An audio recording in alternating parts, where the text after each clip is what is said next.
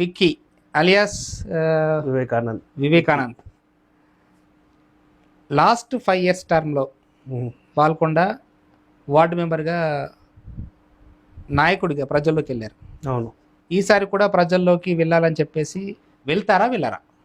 100% వెళ్తాం. వార్డు మెంబర్గా పోటీ చేస్తారు కంపల్సరీ. మీ మీద ప్రత్యర్థులు బలమైన వాళ్ళు డబ్బు ఖర్చు పెట్టి మిమ్మల్ని ప్రలోభ పెట్టి మాయ మాటలతో మిమ్మల్ని కనుక సైడ్ చేద్దామని చూస్తే విక్కీ నిర్ణయం ఎలా ఉంటుంది? విక్కీ నిర్ణయం ఎలా ఉంటుందంటే, ఇంతకుముందు రాజకీయం చేద్దాం అనుకున్నప్పుడు, ఒక వార్డు మెంబర్ పోటీ చేద్దాం అనుకున్నప్పుడు మా నాన్నగారికి అడగడం జరిగింది. ఫస్ట్ నాన్న ఒకటే అడిగిండు, ఓన్లీ పోటీ చేస్తావా లేదా పోటీ చేసి ఇలా డబ్బులు తీసుకుని విత్డ్రా చేసుకుంటావా? ఇంకో విషయం అడిగిండు, పోటీ చేస్తే వెనుకకు రాకు, గెలిచినా ఓడినా గెలిచినా వెనుకకు రాకు. గెలిచినామా వాస్తవంగా ప్రజలు ఉన్నాం కాబట్టి పని చేయాల్సిన బాధ్యత మన మీద ఉంటుంది. రైట్, పని చేయాలి. లేదా ఒక్కసారి గెలుస్తాం కావచ్చు, రెండోసారి తర్వాత ఎన్నిసార్లు రాజకీయంలో ఉన్నా ఓటమి తప్ప గెలుపు ఉండాలని ఒక మాట అన్నాడు నాన్న. అది దృష్టిలో పెట్టుకుని అసలు విషయం ఏంటంటే, విక్కీ కుటుంబంలో ఉన్న వాళ్ళంతా ఎంప్లాయీస్, మొత్తం ఎంప్లాయీస్. ఒక ముందు తరం తీసుకున్నా గానీ మొత్తం ఎంప్లాయీస్. అంత ముందు తరం కేవలం విక్కీ మాత్రమే ఈ రోజు బిజినెస్ ఫీల్డ్ లో ఉండి మళ్ళీ రాజకీయాల వైపు రావాల్సి వచ్చింది. అసలు ఏంటి కారణం ఏంటి? ఇంట్రెస్ట్. రాజకీయం అంటే ఇంట్రెస్ట్, బిజినెస్ అంటేనా? బిజినెస్ ఇన్కమ్ సోర్స్ కోసము, రాజకీయం అనేది నా ఇంట్రెస్ట్. ప్రజల్లో ఉండాలా, సర్వీస్ చేయాలనే ఒక ఇంట్రెస్ట్ ఉంది.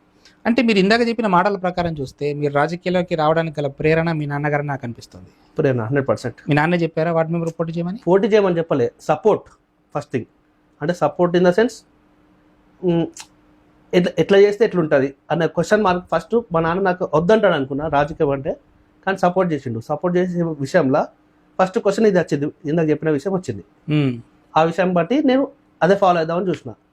అది ఒకసారి ఓడిపోయినా, అప్పుడు నాకు తెలిసి వచ్చింది ఎందుకు ఓడిపోయినామని తెలిసి వచ్చింది. ఇప్పుడు ఏం జరుగుతుంది తెలుస్తుంది. దాంతోపాటు ఎలా చేయాలని ఒక ఐడియా ఉంది, ఆలోచన, ప్లాన్. ఇందాక నేను ఒక మాట అన్నాను, రైట్. లాస్ట్ టర్మ్లో మీరు ప్రజల్లోకి ఒక నాయకుడిగా వెళ్ళారు అని అంటే, ఓడిపోయినా మీరు ప్రజల్లో నాయకుడిగానే ఉన్నారు. ఎందుకు కారణం? సునీల్ రెడ్డి అనొచ్చా? సేమ్ 100% సునీల్ రెడ్డి గారే. అంటే నేను ఇప్పుడు రాజకీయంలో సపోర్టింగ్గా బయటికి వెళ్తున్నా అంటే నా ఫస్ట్ నన్ను గుర్తుపట్టే సునీల్ రెడ్డి అన్న విషయంలోనే. అంటే పలానా వివేక్ విక్కీ అంటే సునీల్ రెడ్డి మనిషి, బాల్కొండ మనిషి. సునీల్ రెడ్డిని చూసి మిమ్మల్ని గుర్తుపడతారంటారు. 100%. సునీల్ రెడ్డి కేవలం మీ రాజకీయ ప్రస్థానానికి ఒక ఐకాన్. నాకైతే పెద్ద ఐకాన్, నో డౌట్. 100%. రైట్. ఇప్పుడు కూడా మీరు వార్డు మెంబర్గా పోటీ చేస్తున్నారు 2024లో లోకల్ బాడీ ఎలక్షన్స్కి. ఇంకా నాకు తెలిసి ఒక 50 రోజులు కూడా లేదు. గ్రౌండ్ వర్క్ చేస్తున్నారా? చేస్తున్నాం. ఈసారి ఖచ్చితంగా గెలుస్తానన్న నమ్మకం ఉందా? నమ్మకం అయితే 100% ఉందన్న. ఎందుకంటే ఆల్రెడీ అంటే ఇంతకుముందు ఎమ్మెల్యే ఎలక్షన్స్ కానీ ఇప్పుడున్న ఎంపీ ఎలక్షన్స్కి మనం ఆల్రెడీ ప్రజలకు పోతున్నాం కాబట్టి అంటే ఆ విషయంతో మాట్లాడే ముందు నేను ఒక బూత్ అధ్యక్షుడు చేస్తున్నా. ఆ బూత్ నాకు సంబంధించిన బూత్ కాబట్టి దాంట్లో నాకు బెనిఫిట్స్ ఎక్కువ అవుతున్నాయి. ప్రజలు నన్ను కూడా సపోర్ట్ చేస్తున్నారు. ఈసారి నువ్వే ఉండాలా, నిన్ను మాత్రం ఉంచుతామనే మాట బయటికి వస్తుంది. నాతో అంటారు, బయట వాళ్ళతో కూడా. ప్రజలు నమ్ముతున్నారు అన్న ప్రతి మాట, ప్రతి ఒక్క వ్యక్తి మీకు మీ సైడే ఓటేస్తారని మీరు నమ్ముతున్నారా? నమ్ముతున్నా. ఎలా అంటే అందరూ చెప్పచ్చు, మన ముందు చెప్పకపోవచ్చు. అంటే నేను నీకు సపోర్ట్ చేస్తున్నాను, నాకు టోటల్ అంటే ఒక 100 మెంబర్స్ ఉంటే నాకు 30-40 మెంబర్స్ ఆ మాట అంటే వాళ్ళు ఒక ఇద్దరు చెప్పి నాకు సపోర్ట్ చేస్తారనే ఆలోచన ఉన్నా. నాకు 100% నేను గెస్ చేస్తున్నా. విక్కీ ఈసారి రాజకీయాల్లో ఖచ్చితంగా డబ్బు ప్రవాహం ఎక్కువగా ఉంటుందని తెలిసి కూడా పోటీ చేద్దాం అనుకుంటున్నాడు. అవును. అప్పుడు కూడా కొన్ని లక్షలు ఖర్చు పెట్టుకునే ఉంటాడు విక్కీ.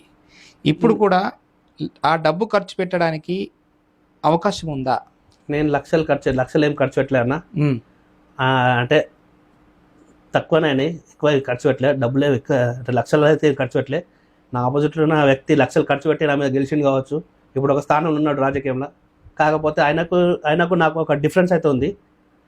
ఇప్పుడు కూడా సేమ్ అతనే మళ్ళీ మీ మీద పోటీ చేసి అదే డబ్బు ఖర్చు పెట్టి ఒకవేళ గెలుస్తానే ప్రయత్నం కనుక చేస్తే ఇంతకుముందు చేసిన లేదని మీరు కూడా అంటున్నారు. ఇప్పుడు కూడా డబ్బు ఖర్చు పెట్టాడా లేదన్న తర్వాత విషయం. ఈసారి కూడా మీ మీద గెలుస్తాడని మీరు అనుకుంటున్నారా? గెలవాడు సరే 100%. పనులు ఏం జరగాలి అసలు విక్కీ రాజకీయం ఏంటి ఇక్కడ? పనులు ఏం జరగలేవు. ఫస్ట్ థింగ్ అదే నేను చేసింది థర్డ్ వార్డ్లా అక్కడక్కడ పనులేం చూపెట్టలేదు ఆయన. ఇప్పుడు మనం అంటే నేను యాజ్ ఎ సున్నిరెడ్డి మనిషిని అనుకోవచ్చు, కాంగ్రెస్ పార్టీ ఒక లీడర్ అనుకోవచ్చు. దాని మీదకి వెళ్ళి నాకు సపోర్ట్ ఎక్కువ ఉంది. ఇంతకుముందు ఉన్న క్యాండిడేట్ బీఆర్ఎస్ కాబట్టి బెనిఫిట్ ఎక్కువ అవుతుంది నాకు. ఈసారి 100% నేను గెలిచే ఛాన్సెస్ బాగున్నాయి. బాల్కొండ రాజకీయంలో ఈసారి సర్పంచ్ ఎలక్షన్ చాలా హాట్ టాపిక్. చాలామంది కంటెస్టెంట్లు కూడా ఉంటారు, కానీ కొంతమంది కొంతమంది బయటపడట్లేదు. ఈ రాజకీయంలో కులానికి సంబంధించి ఓట్లు ఈ సర్పంచ్ ఎన్నికల్ని ప్రభావితం చేస్తాయా? కొంచెం ఉంటారన్న, అంటే ప్రతి దగ్గర ఉంటుంది. కులంతో పాటే రాజకీయాలు నడుస్తున్నట్టు అనిపిస్తుంది నాకు. రీసెంట్గా ఎక్కడ చూసినా యువత సోషల్ మీడియాని ఎక్కువగా వాడి ఒక నాయకుడిని, ఆయన పోటీ చేస్తున్నటువంటి పదవిని ప్రభావితం చేస్తున్నారు. అవును. అంటే ఇక్కడ యువత ఎక్కువగా రాజకీయాల్లో గనక దృష్టి పెడితే ఎవరు గెలవాలన్నది వాళ్ళే శాసిస్తున్నారు. ఈ లెక్క ప్రకారం యువత ఈ లెక్క ప్రకారము బాల్కొండ యువత ఒక వ్యక్తికి గనక సపోర్ట్ చేస్తే ఆ వ్యక్తే గెలుస్తాడన్న మాట కూడా వినబడుతుంది. యువత సపోర్ట్ ఉంటే మంచిదన్నా.